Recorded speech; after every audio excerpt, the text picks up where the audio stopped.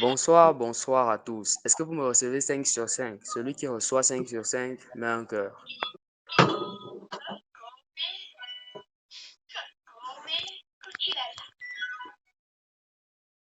Réitère ma question, celle que j'ai posée au départ. Est-ce qu'il y en a ici qui ont déjà participé à une formation d'oral learn comme celle-ci? C'est important de le savoir avant le début.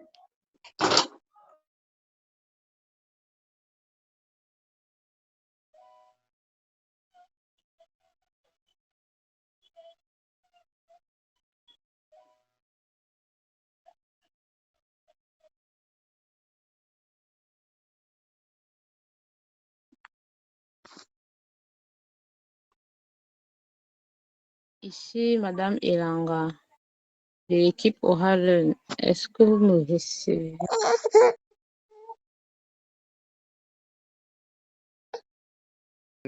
Qu'on entame les choses sérieuses, demandez la motivation de qui le veut, que qui le veut nous partage sa motivation alors qu'il s'apprête à suivre cette formation.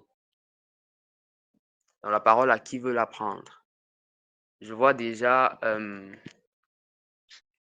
Geneviève, Madame Geneviève qui a la main levée et Monsieur Kevin qui a aussi la main levée. Donc, je commence par passer la parole à Madame Geneviève. Honneur aux dames.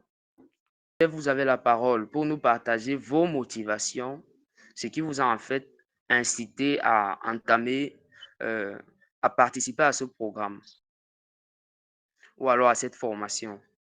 Peut-être vous voulez passer un test de langue ou alors vous souhaitez juste apprendre pour mener un certain nombre d'activités en fait. Donc, vous pouvez nous partager votre motivation si c'est effectivement pour cela que vous avez la main levée. Ok, déjà bonsoir à tous les participants et bonsoir à Monsieur Evan Moïse et Madame Oralen. Moi, c'est que un participant comme tous les autres. Ma motivation, c'est que j'aimerais pouvoir tenir des conversations au quotidien en anglais puisque mon niveau en anglais est franchement médiocre. Je ne sais pas si je peux dire ça comme ça. Et vu la première séance que je n'ai pas pris part parce que j'étais un peu empêché, j'ai vu les rediffusions, les playbacks en fait. Ça m'a un peu émerveillé et j'ai tiré un peu quelques petites leçons. Raison pour laquelle aujourd'hui j'ai décidé de prendre part à cette formation. Je vous remercie et je remets le micro à Evan.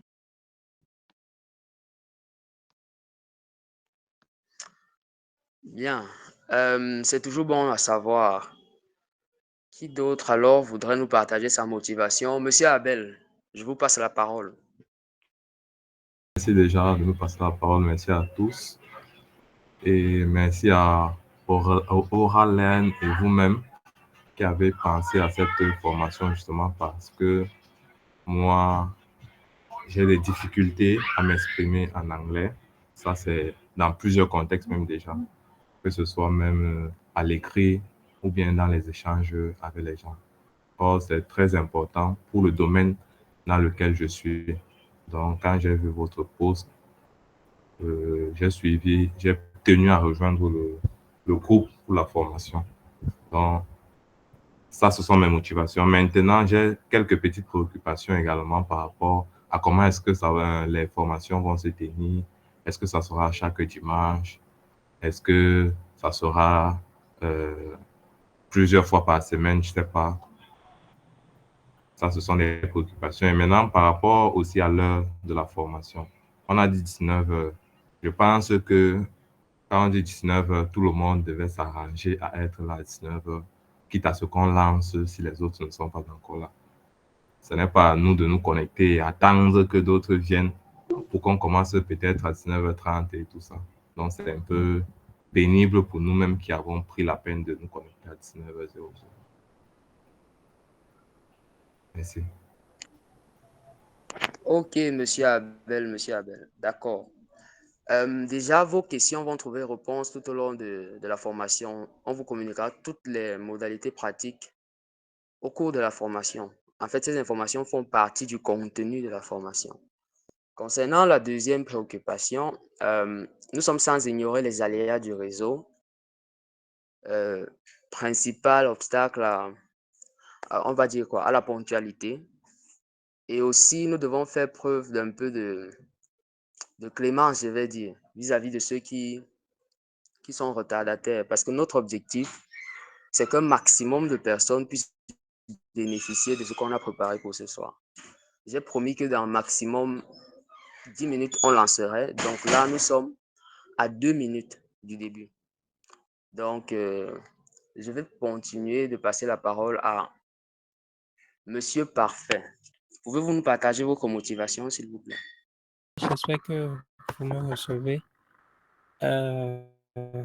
Moi, j'ai rejoint la formation surtout parce que c'est pour un cadre professionnel, au fait. Je voudrais apprendre l'anglais plus à l'écrit qu'à l'oral pour pouvoir rédiger du contenu en anglais, tout simplement.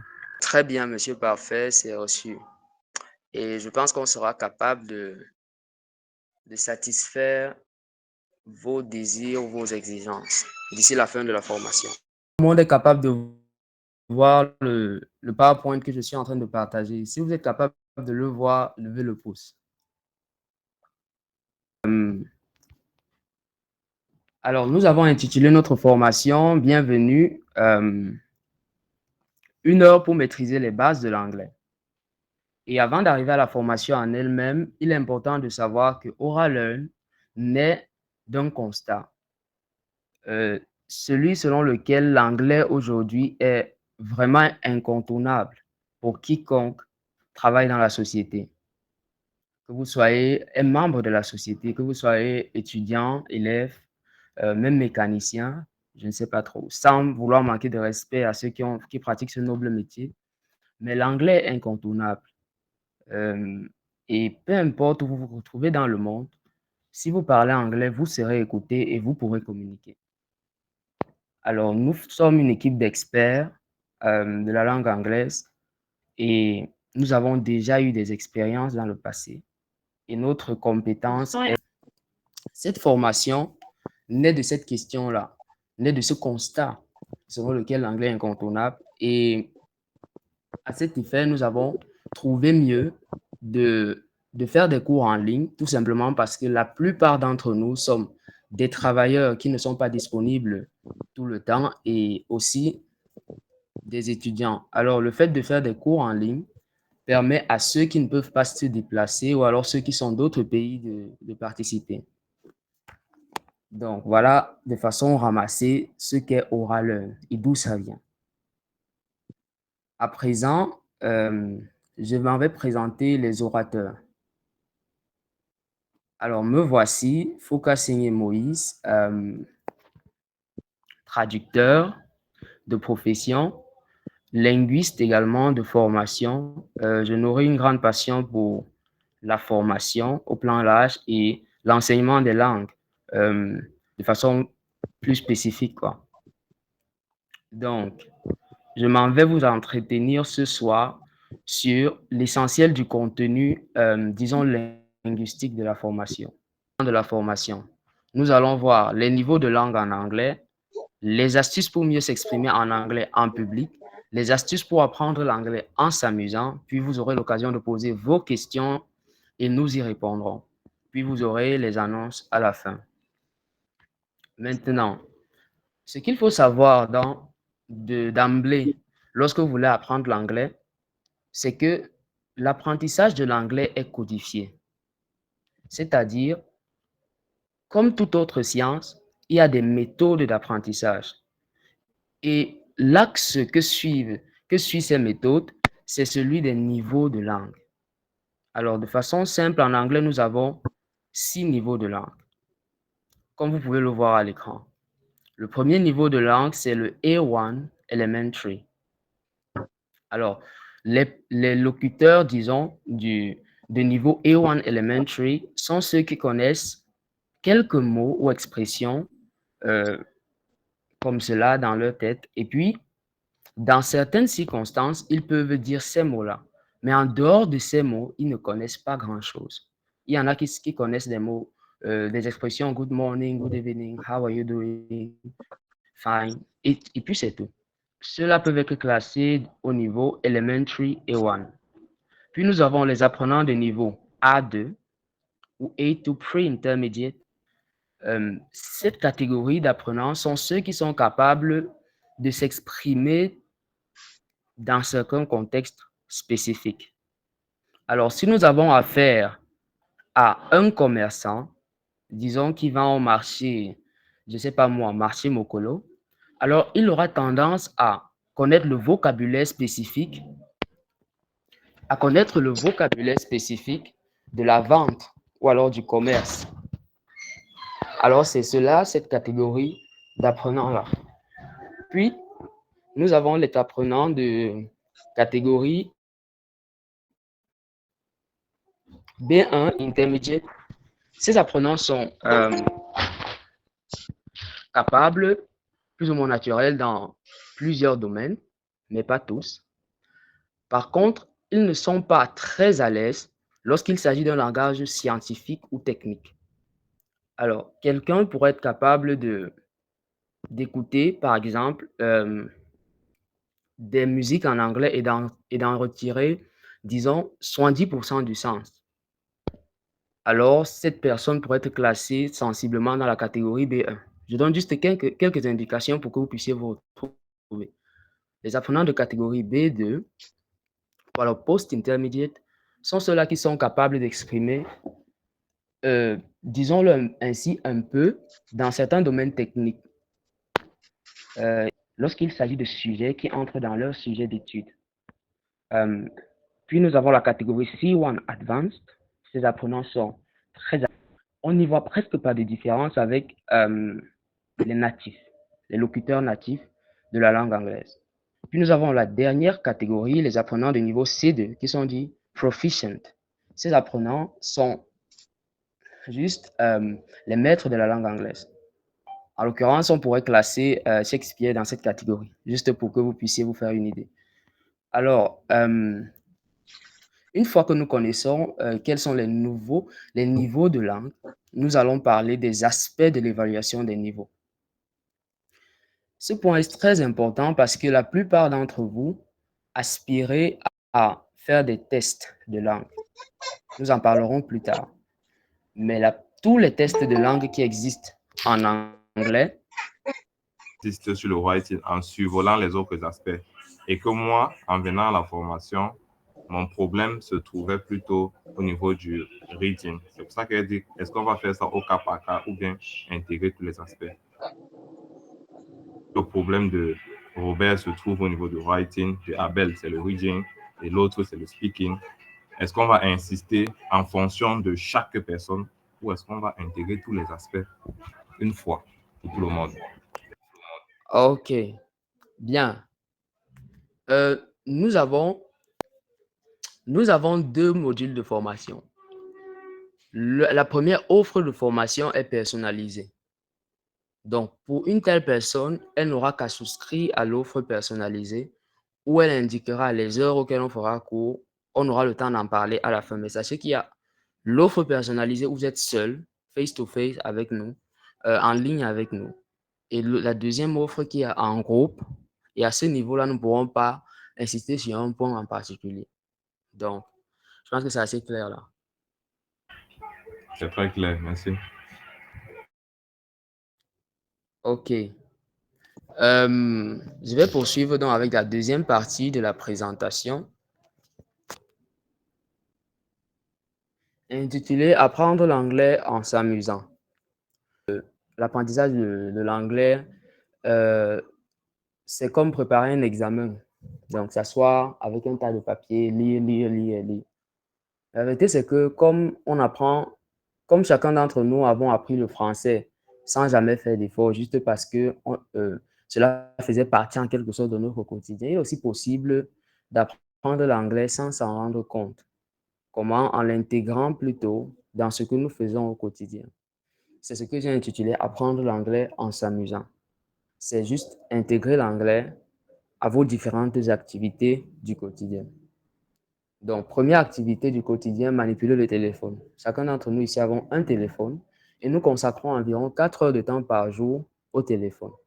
Donc, si vous prenez votre téléphone et qu'à la place du français comme langue du téléphone, vous mettez l'anglais, alors vous saurez intuitivement qu'à la place de téléphone, vous voyez call à présent. Et vous ferez le rapprochement, vous saurez que call signifie en fait appel, pardon, appel. Et à la place de message, vous verrez chat. À la place de paramètres, vous verrez settings, et etc. Donc, en gros, en paramétrant votre téléphone en anglais, vous enrichissez votre vocabulaire très rapidement, déjà avec les mots ou alors les expressions qui sont présentes dans votre téléphone.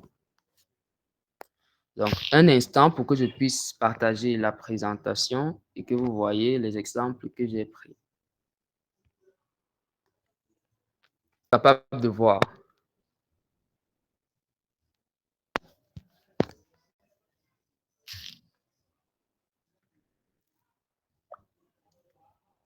Bien. Je vais poursuivre. Donc, programmez votre téléphone en anglais.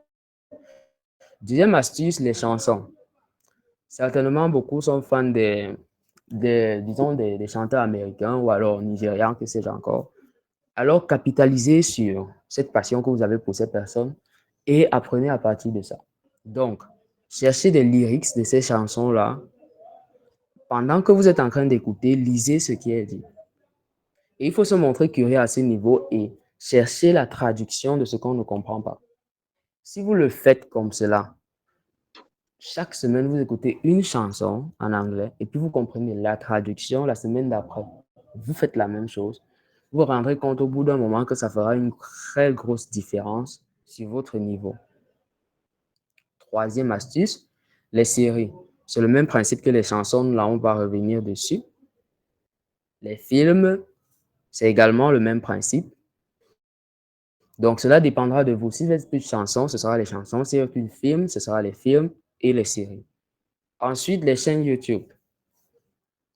YouTube est une application sur laquelle beaucoup d'entre nous passons beaucoup de temps et nous pouvons capitaliser sur ce que nous regardons à YouTube. En l'occurrence, Oralearn a une chaîne YouTube où nous partageons des astuces comme celle que je partage et des enseignements sur les prépositions, l'intonation des mots, la phonétique et bien d'autres. Donc, vous pouvez vous abonner à Oralearn et suivre nos capsules que nous partageons de temps en temps. Je peux vous assurer que ce n'est pas stressant ni ça ne demande pas d'effort. Juste mettre la vidéo et écouter. Vous pouvez également le faire sur d'autres plateformes d'information comme BBC ou alors Sky News. Par la suite, nous avons l'astuce des livres. Je sais que beaucoup d'entre nous, ou alors certains, ne sont pas amoureux des livres, mais c'est un effort qu'il faut consentir lorsqu'on va apprendre l'anglais. Lorsque vous lisez un livre, votre cerveau fait un certain effort pour comprendre ce qui se dit. Donc, si vous choisissez des livres en anglais, des livres assez simples, simplement écrits dans un langage compréhensible, basique, vous lisez le livre et vous cherchez à comprendre ce qui est dit. Vous n'êtes pas obligé de finir le livre en un jour. Vous prenez une page du livre, vous apprenez quelques mots de cette page-là, vous cherchez la signification, vous cherchez à vous imprégner de l'histoire pour pouvoir avoir l'envie de continuer et le lendemain, vous faites la même chose.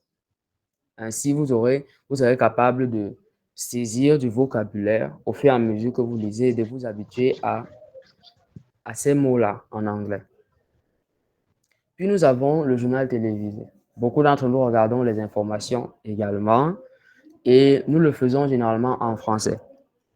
Donc, l'astuce, c'est de regarder l'information d'abord en français et puis de regarder le même contenu retransmis en anglais.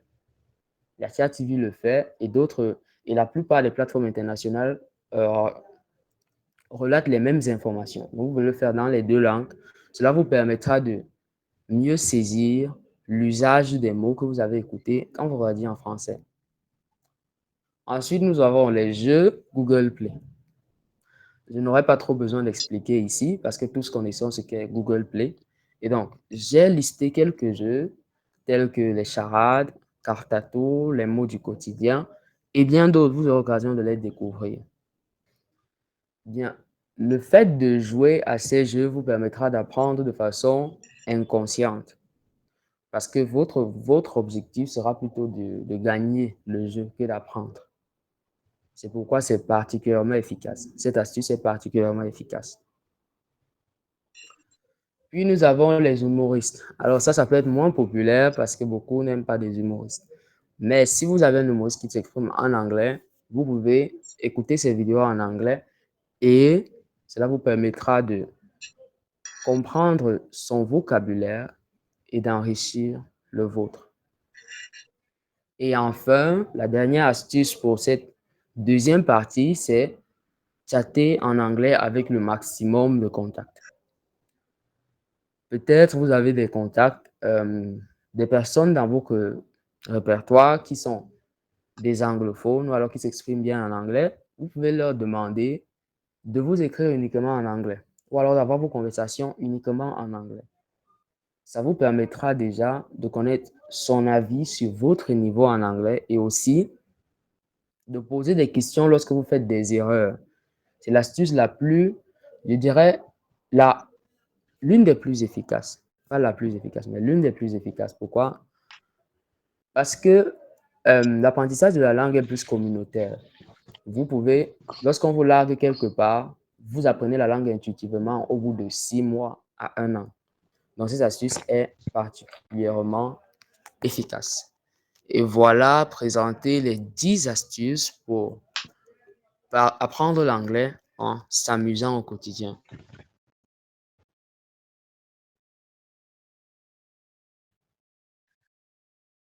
Présenter les différentes astuces. Est-ce que quelqu'un veut prendre la parole et dire quelle astuce l'a le plus intéressé? Qui veut bien prendre la parole et donner ses impressions par rapport à la partie qui vient de passer? Prendre la parole pour dire exactement ce qu'il a compris de cette deuxième partie. Parmi les astuces que M. Moïse a citées, quelle est la partie qui lui a le plus parlé?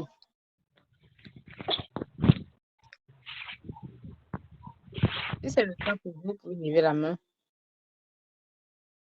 Bas des messages, Monsieur Parfait dit, please you give me the line of YouTube videos.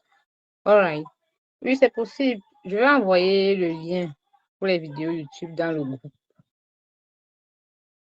Je vais envoyer le lien des vidéos YouTube dans le groupe afin que vous puissiez vous abonner à la chaîne YouTube et que vous regardiez les différentes vidéos.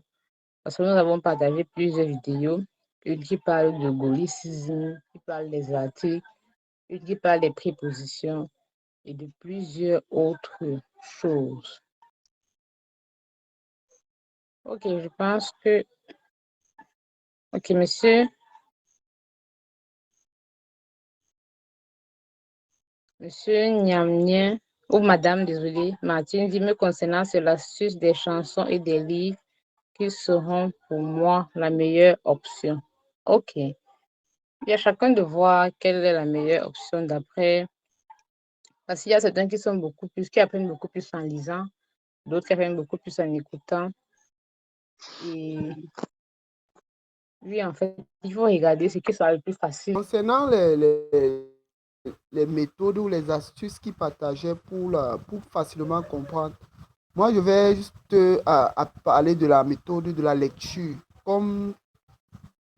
Comme la presse, une personne vient de dire tantôt. Je pense que c'est une méthode très efficace parce que sinon la plus efficace, parce que ça implique tous les sens, presque tous les organes de sens. Donc, tu es plus concentré, les yeux, le cerveau, l'oreille même, parce que parfois en lisant, tu prononces même avec la bouche et tu parles même avec l'oreille. Donc, c'est quelque chose de très efficace. La méthode de lecture des livres et de chercher à comprendre. comprendre. Et lorsque tu retiens, c'est pour un long terme, c'est pour le long terme, c'est pas genre éphémère, c'est pas trop, ça, tu n'oublies pas vite. Bref, c'est tout juste ce que je voulais dire. Ok, merci beaucoup, Monsieur Boris. Est-ce que quelqu'un a une question avant que nous passions à la troisième ou disons la prochaine partie de cet échange? Monsieur Niamine, Madame Niamine dit, avant que nous poursuivions la prochaine partie de l'échange. Monsieur Boris, vous avez une question? Non, erreur, désolé. Ah, ok. S'il n'y a aucune question, je pense qu'on va poursuivre. Nous allons présenter les différentes offres de formation parce que cette formation est intitulée Une heure pour maîtriser les bases de l'anglais. C'est pas l'anglais, c'est impossible de maîtriser l'anglais en une heure. Parce que nous avons fait la maternelle, le primaire, le lycée, le secondaire et même l'université pour la majorité, la plupart ici. On a été capable de le aussi. Est beaucoup plus pour nous donner les bases en fait, nous montrer par où est-ce qu'on doit commencer. Maintenant, lorsque vous avez déjà utilisé ces astuces qui vous sont données ici, il est maintenant question d'appliquer cela au quotidien et travailler. Maintenant, nous savons que nous sommes en début d'année et plusieurs ont établi des objectifs pour l'année. Et parmi la majorité d'entre vous ici, je suis certaine, plusieurs ont dit en 2025, je vais apprendre à parler, je vais parler anglais. On dit d'ici à Ismaël, je vais parler anglais. Et ça peut être, je sais que c'est le but de plusieurs personnes depuis, peut-être en 2023, la personne a dit je vais parler anglais. Elle a commencé à se décourager. 2024, c'était pareil. Voilà, 2025, le mois de janvier est fini. Voilà, le mois de janvier, de février qui finit déjà. Et le temps ne fait que passer en fait. Parce que pour plusieurs, c'est compliqué de travailler seul. Quelqu'un dit je vais peut-être travailler 1 heure par jour, il se retrouve en train de faire autre chose. Donc, c'est beaucoup plus facile lorsque tu as des personnes qui t'accompagnent à le faire. Et c'est ce que nous proposons en fait. Nous proposons d'accompagner les personnes qui veulent se former. Donc, nous avons 2 offres de formation. Ok, merci Monsieur Kevin. Nous avons 2 offres de formation. La première offre, elle est en groupe, c'est-à-dire vous formez en groupe, un peu comme dans une salle de classe avec plusieurs élèves. Cette formation-là, elle inclut la formation en groupe, comme je disais. Les horaires sont fixes. C'est le mardi, le jeudi et le samedi entre 20h et 22h. C'est ce que nous proposons, formation en groupe. 3 jours de cours par semaine. Et là, vous aurez les épreuves de compréhension orale et compréhension écrite. Donc, au début, M. Moïse a partagé les épreuves de writing, speaking et autres. Donc, l'offre 1 contient la formation en groupe, les horaires fixes le mardi, le jeudi et le samedi entre 20 et 22 heures. 3 jours de cours par semaine, la compréhension orale. Donc, on va s'attarder beaucoup plus sur la compréhension orale et la compréhension écrite. Cette offre-là, son tarif, c'est 15 000 francs CFA par mois. La deuxième offre, c'est l'offre personnalisée, c'est-à-dire vous travaillez seul avec le formateur. Seul avec le formateur, là, les horaires sont flexibles, ultra flexibles même. Vous avez 3 jours de cours par semaine, mais c'est en fonction de vous. Par exemple, si vous êtes, j'ai quelqu'un, par exemple, qui a souscrit à l'offre de groupe. On est censé travailler le mardi, le jeudi et le samedi, mais après, il m'écrit lundi, il dit qu'il veut qu'on travaille. Je lui ai dit non, monsieur, ça ne se passe pas comme ça. Parce que si dans le cas de l'offre personnalisée, ça veut dire que vous avez un emploi de temps compliqué et vous voulez en fait qu'on établisse les heures en fonction de votre emploi de temps. On ne peut pas souscrire pour l'offre personnalisée et voir les avantages. Je veux dire pour l'offre de groupe et voir les avantages de l'offre personnalisée. Ce n'est juste pas possible. Dans l'offre personnalisée, nous avons la formation personnalisée, les horaires ultra flexibles, 3 jours de cours par semaine. Les ressources des cours vous seront données avant et pendant la formation même. Et nous avons les cours de préparation au ICE, l'examen du ICE. Cela a été présenté, les différents tests d'anglais au début. Nous avons le test de niveau au terme de chaque mois. Test de niveau pour savoir si vous êtes A1, A2, B1, B2, C1, C2, ce qui a également été présenté aussi. Et nous aurons les 4 niveaux d'études. Nous aurons les 4 types. Compréhension écrite, la compréhension orale, l'expression écrite et l'expression orale. Donc, vous voyez que l'offre personnalisée est vraiment très vaste, beaucoup plus vaste que l'offre en groupe. Donc, voilà, présenter les différentes offres de formation que nous offrons à Oral pour le suivi.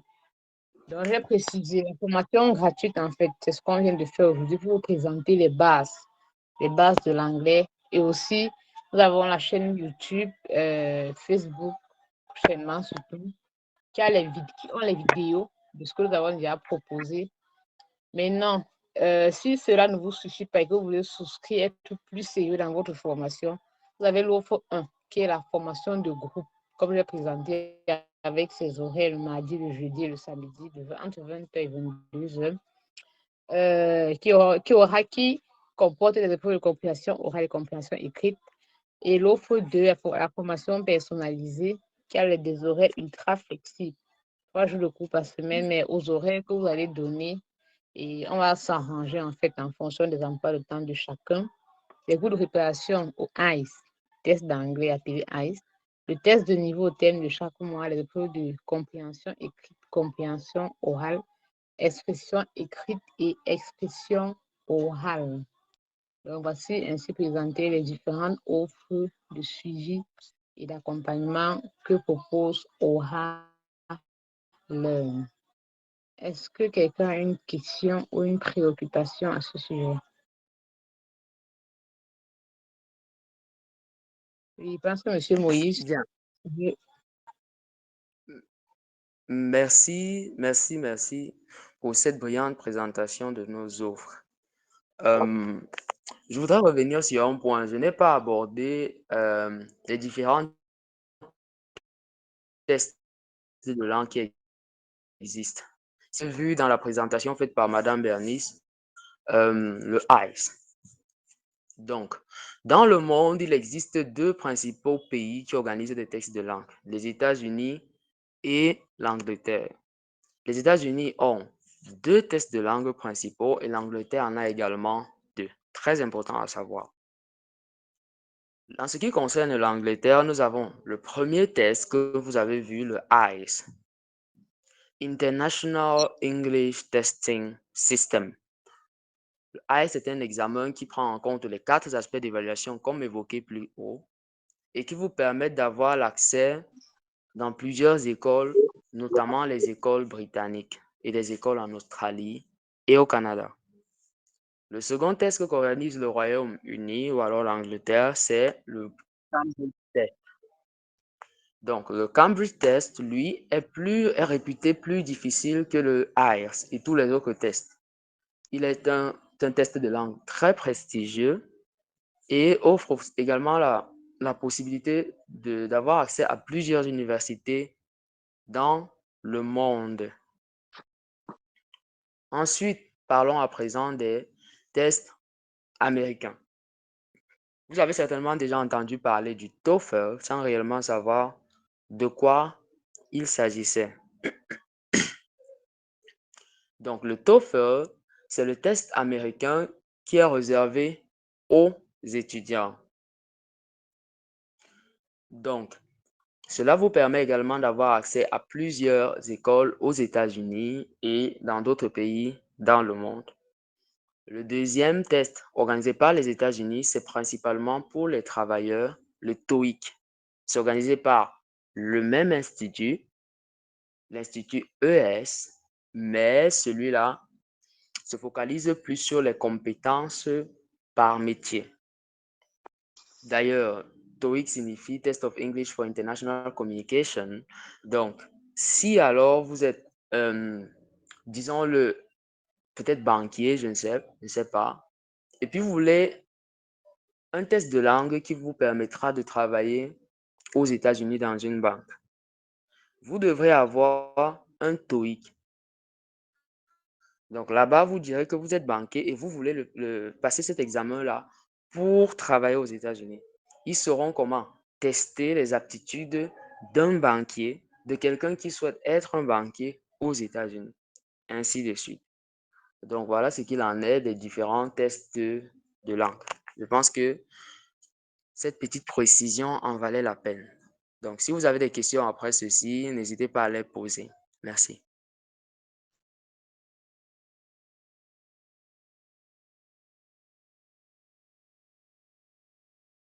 Oui, merci, Monsieur Moïse, une fois de plus. Je pense que c'est clair. Est-ce qu'il y a une personne là qui veut faire un test de langue particulier en anglais? Bon, si nous parlons de l'anglais ici.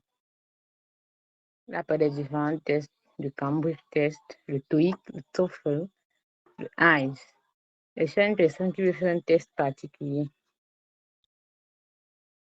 Bref, en nous écrivant sur WhatsApp, il peut préciser pour qu'on sache exactement à quoi s'en tenir en continuant la formation.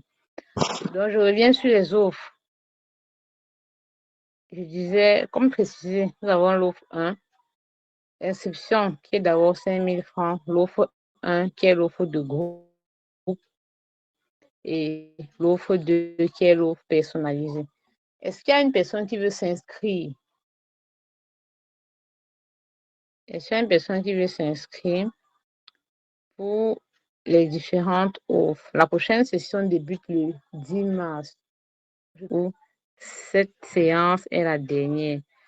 Non, elle n'est pas la dernière. Nous ferons l'effort d'organiser ce genre de session autant que possible.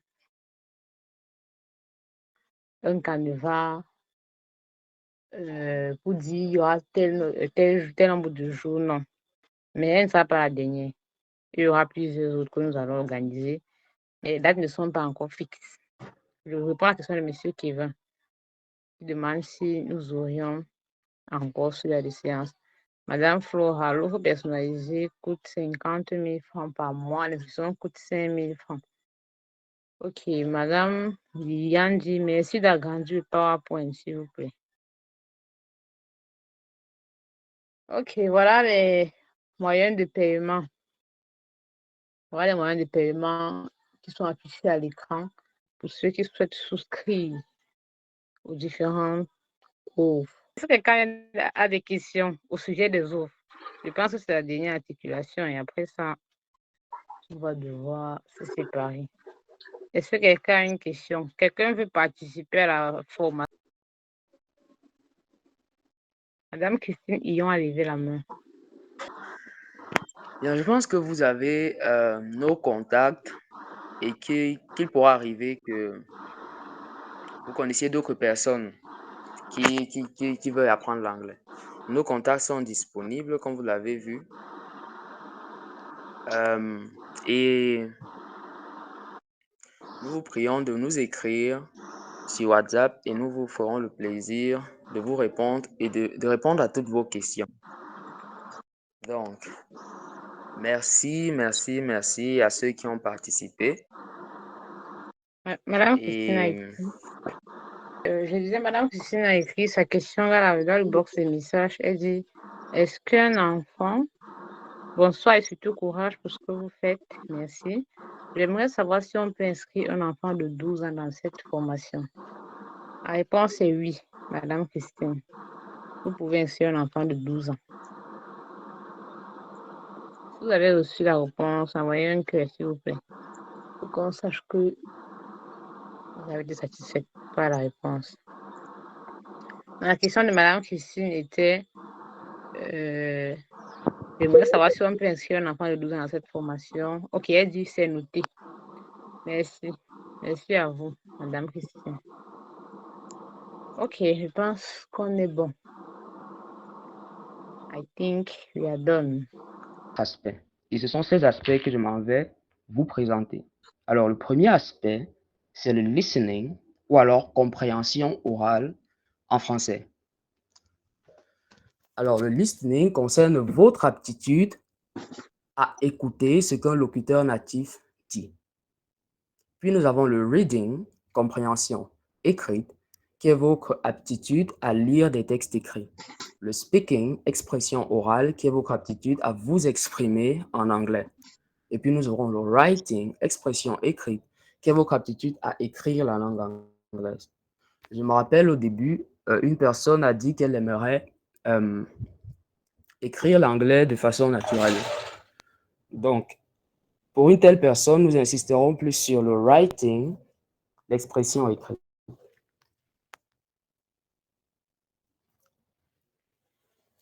Alors, une fois que nous connaissons les aspects d'évaluation et les différents niveaux de langue, le reste de cette formation vous donne juste quelques clés pour pouvoir commencer vous-même. Parce que nous n'avons pas la prétention de pouvoir vous garantir un apprentissage sans effort de votre part.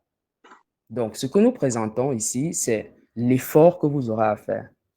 Donc, pour parler anglais, nous pouvons parler anglais dans plusieurs contextes. Nous pouvons le faire en one-to-one. Donc, vous êtes face à une personne et vous communiquez lors d'un exposé ou alors lors d'une conférence. Et le dernier, c'est face à un étranger. Face à un étranger, pardon. Et donc, de mon expérience personnelle, je ne sais pas ce qu'il en est pour vous, lorsque un Camerounais, je vais parler des Camerounais, est face à un élève anglais. À ce moment-là, il s'en fout de faire les fautes ou pas, de s'il fait des fautes ou pas, il parle juste. Et nous aurons l'occasion d'expliquer le pourquoi au fur et à mesure que nous poursuivons cette formation. L'anglais en public, c'est le fait de parler lentement. Alors, pourquoi parler lentement? Parce que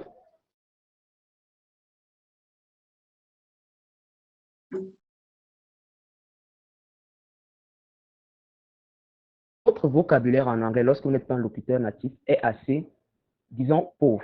Natif pour process, comme on dit, ou alors réfléchir. Donc, le fait de parler lentement vous permet d'organiser vos idées et vous laisse le temps de saisir les nouvelles idées qui viennent. Donc, pour illustrer ce que je dis, nous avons choisi quelques exemples. Le premier exemple dit « Can I have a cup of water, please ?» Peut-être certains n'ont pas compris ce que cette phrase, l'intonation que j'ai adoptée pour cette phrase. Mais si je lis plus doucement, « Can I have a cup of water, please ?» Je suis certain que d'autres ont mieux entendu ou alors mieux saisi ce que je veux dire, ce que je viens de dire. C'est pareil lorsque vous communiquer avec quelqu'un en face. L'exemple suivant dit « The choir performed well today ». Dans cet exemple, il y a un mot en particulier qui nécessite que vous vous calmiez et que vous prononciez ce mot doucement. C'est le mot « choir ». Certains sont tentés de lire ce mot « choir », ce qui est faux. Il se lit plutôt « choir ». Alors, il est difficile de prononcer ce mot de façon rapide lorsque vous n'êtes pas un natif de l'anglais. Et donc, cet exemple signifie « la chorale a bien presté aujourd'hui ». Le dernier exemple, c'est « The colonel said he will come back in February ». Dans cet exemple, il y a deux mots particuliers auxquels il faut faire attention. « Colonel » et « February ». D'aucuns sont tentés de prononcer « colonel », ce qui est faux, mais on dit plutôt « colonel » et puis « February » et non « February ». Deuxième astuce, évitez d'apprendre mot après mot. Alors, cette astuce est très importante parce que d'aucuns disent qu'apprendre l'anglais, pour apprendre l'anglais, il faut parfois se dire qu'on va apprendre 5 mots chaque semaine. Et donc, si vous le faites, au bout d'1 mois, vous vous rendrez compte que vous ne serez pas capable de redire 5 des mots que vous avez appris. Pourquoi? Parce que le cerveau élimine ce qu'il n'utilise pas. Et donc, il est mieux des mots que vous allez utiliser. Donc, vous pouvez commencer par « It is possible ». Vous comprendrez que c'est possible, c'est cela la traduction. Et puis, vous vous habituez à ce mot. Par la suite, vous pourrez dire « It is not possible », ce n'est pas possible. Et puis, vous pouvez adopter la forme contractée « It isn't possible ».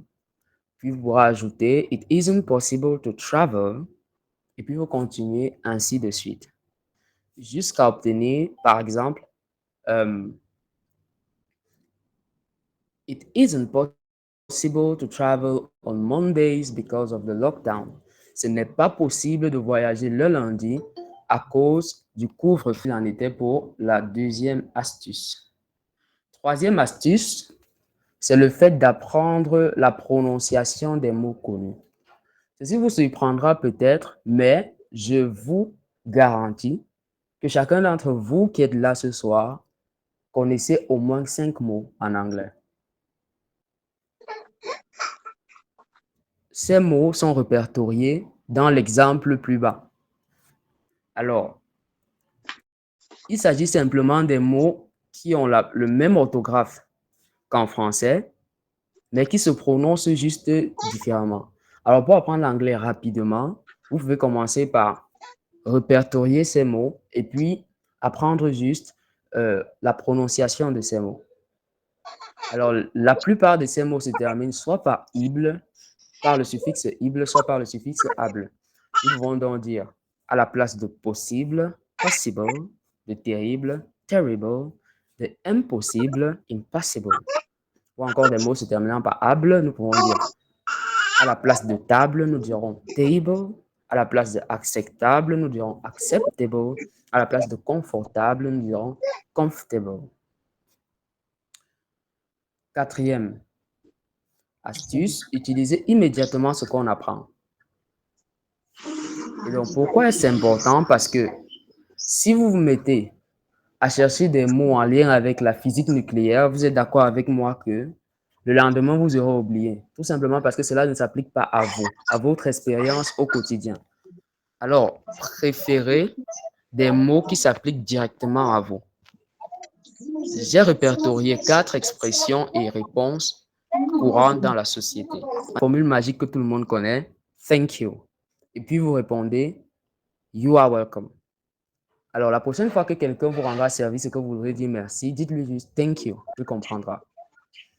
Et puis, si c'est à vous que le thank you est adressé, vous direz je vous en prie. You are welcome au lieu de je vous en prie. L'expression have a nice day pour passer une bonne journée. Et puis, vous pouvez répondre same to you. Et donc, à vous de même. Puis, nous avons l'expression nice to meet you. Et vous pourrez répondre nice to meet you too. En français, content de te rencontrer, le plaisir est partagé. Donc, à la place de ces expressions communes du quotidien, vous pouvez choisir des expressions anglaises qui correspondent à votre expérience. Ici, je veux préciser qu'on ne dit pas nice to meet you, mais on dit nice to meet you. Il y a la liaison. Ensuite, nous avons la cinquième astuce qui est le fait d'imiter ceux qu'on admire. Je suis prêt à parier que beaucoup ici ont des personnes pour qui ils nourrissent de l'admiration, mais qui s'expriment en anglais. Vous faites peut-être l'effort d'écouter ces musiques si c'est un musicien, ou alors si c'est un acteur, vous écoutez peut-être des shorts sur YouTube, que sais-je encore, où il s'exprime en anglais. Alors, pour ces personnes que vous admirez, vous devez faire juste l'effort de les imiter. Imiter la façon dont ils prononcent les mots, le choix des mots qu'ils font, et vous verrez qu'inconsciemment, vous ferez beaucoup plus d'efforts pour apprendre que s'il s'agissait d'une personne lambda, disons-le ainsi. Sixième astuce, c'est enregistrer en train de lire des textes. Cette astuce est très importante parce que beaucoup se méprennent sur leur réel niveau. Il arrive que vous pensiez que vous êtes plus fort que vous n'êtes en réalité. Je veux dire plus fort en anglais, bien sûr, que vous l'êtes en réalité. Et donc, prenez l'habitude de prendre un texte simple à lire, simple à comprendre, de le lire et puis de vous réécouter en train de le lire. Ça vous permettra d'avoir une idée de comment vous sonnez lorsque vous parlez, de votre intonation et de ce que les gens comprennent souvent lorsque vous parlez. Donc, cette astuce est très importante. Mais important à savoir, c'est que le texte en question doit être assez intéressant pour vous maintenir scotché. Septième astuce, devenir visuel. Cette astuce est particulièrement importante parce que elle a trait à quelque chose que nous faisons tous. Il s'agit des statuts WhatsApp. Et donc, lorsque vous décidez de poster des statuts, comme nous le faisons tous d'ailleurs, et que vous voulez commenter une photo que vous avez postée, au lieu de dire par exemple triste, faites l'effort de chercher l'équivalent de triste en anglais et puis vous mettez sad. Et puis vous pouvez également opter pour exciting s'il s'agit de quelque chose de très intéressant, ou encore dangerous s'il s'agit de quelque chose de dangereux, memories s'il s'agit des souvenirs, love s'il s'agit de quelque chose qui exprime de l'amour, peace s'il s'agit d'une image qui exprime de la paix, joy s'il s'agit d'une image qui exprime de la joie, great s'il s'agit d'une image qui exprime quelque chose de grand, une grande réalisation par exemple, awesome s'il s'agit de quelque chose une grande réalisation également. 8e astuce pour parler anglais couramment, c'est combler les blancs de manière naturelle. Alors, cette astuce est très simple. Il s'agit d'un ensemble d'expressions que vous devez juste capter. Pourquoi? Parce qu'il arrive que lorsque nous ne sommes pas locuteurs natifs, nous prenions du temps pour réfléchir. À ce moment-là, vous avez besoin des mots pour combler les vides, entre guillemets. Donc, au lieu de dire et puis de rester là pensif, préférez plutôt des expressions comme well. Vous pouvez l'utiliser comment? C'est quand vous posez une question et disant par exemple, Did you attend school today? Peut-être que l'exemple n'est pas bien choisi. Eh bien, quelqu'un pourrait se mettre à dire, à vouloir dire, et puis, à ce moment-là, que de paraître bête, dites plutôt well, well. Et cela peut paraître simple, mais c'est ce que les locuteurs natifs font pour éviter les longs silences pendant les conversations. Well qui signifie eh bien sûr. Et puis nous avons hold on qui signifie attends. How shall I put that qui signifie comment dire cela. Let me see or think qui signifie laisse-moi réfléchir. Et puis il y a I see, je vois. Donc voilà ce qu'il en était de la 8e astuce. 9e astuce, ne pas chercher à être parfait. C'est une astuce qui fonctionne particulièrement. Une astuce qui fonctionne particulièrement pourquoi? Parce que principalement les francophones ont peur de l'erreur, ont peur de faire les erreurs. J'ai remarqué que ce n'est pas le cas des anglophones. Vous les verrez en train de faire des erreurs, mais ils continueront à parler comme si de rien n'était. Donc, pour nous qui sommes là, lorsque nous nous exprimons, que notre effort ne soit pas de ne pas faire des erreurs, mais que l'effort soit plutôt de communiquer ce qu'on a envie de communiquer. Disons que vous êtes dans une boutique en train de vendre et qu'un client se présente à vous, il influence de par son habillement, de par son langage. Naturellement, vous aurez tendance à vouloir parler de façon correcte en anglais devant lui. Maintenant, ce qui l'intéresse, lui, ce n'est pas tant votre manière de parler, c'est s'il est capable d'écouter ce que vous dites. Donc, ça, c'est juste un exemple pour illustrer le fait que le plus important, c'est de communiquer et non de bien parler. Dernière astuce pour parler anglais de façon couramment, c'est le fait de se concentrer sur les expressions courantes. Je préconise cette astuce pourquoi? Parce que nous avons tendance à apprendre tout et rien en même temps. Donc, préférez chercher les mots du quotidien, ce que vous utilisez au réveil, au coucher, quand vous rencontrez quelqu'un pour la première fois et retenez-les. À l'école primaire, c'est ce par quoi nous avons commencé. Donc, lorsque vous rencontrez quelqu'un, même s'il s'agit d'un francophone qui ne comprend rien en anglais, dites-lui hello or hi. Si vous voulez parler, vous présenter, dites my name is, quitte à ce que cette personne vous reprenne et vous demande de continuer en français. Mais cela permettra à votre cerveau de vous habituer à cette expression. Puis vous avez l'expression comme good morning ou alors nice to meet you. Vous avez des renseignements que vous pouvez demander. Vous pouvez par exemple dire which way is it? Ou alors can I help you? Ou alors I'm lost, I need help. Il s'agit des renseignements ici pour la direction. Le premier, which way is it? Alors, c'est de quel côté? Can I help you? Can you help me? Pardon. c'est pouvez-vous m'aider? I'm lost. Je ne me retrouve pas. Ou alors je suis perdu. I need help. J'ai besoin d'aide. Puis vous pouvez prendre des expressions pour des excuses ou alors des remerciements. Vous pouvez dire sorry, I'm late. Désolé, je suis en retard. Sorry to keep you waiting. Désolé de te faire attendre. Sorry for the delay. Désolé pour le retard. Thank you very much. Merci beaucoup. Et puis vous avez les expressions pour le fait, pour lorsque vous voulez alimenter des conversations. Donc, lorsque quelqu'un s'exprime et que vous voulez répondre, au lieu de dire cela dépend de toi, dites it is up to you. Ou alors, au lieu de dire en passant, dites by the way. Ou alors, have fun, pour amusez-vous bien. What a pity, que c'est misérable. Go ahead, continuez. Wait a minute, attendez un peu. Is there something wrong? Pour est-ce que j'ai dit quelque chose de mauvais? Ou alors, est-ce que quelque chose ne va pas? Donc, voilà ce qu'il en était pour les astuces pour apprendre l'anglais de façon simple et maîtriser les bases de l'anglais. Alors, Est-ce que vous me recevez, s'il vous plaît? Bonsoir, merci, bonsoir. oui, nous te remercions 5 sur 5. Ok. Désolé. Mais ça a touché certains points. Je m'identifie dans beaucoup de points ici, là. Et bon, en espérant que la formation nous aide à améliorer notre langage en anglais. Donc, c'est un peu ça.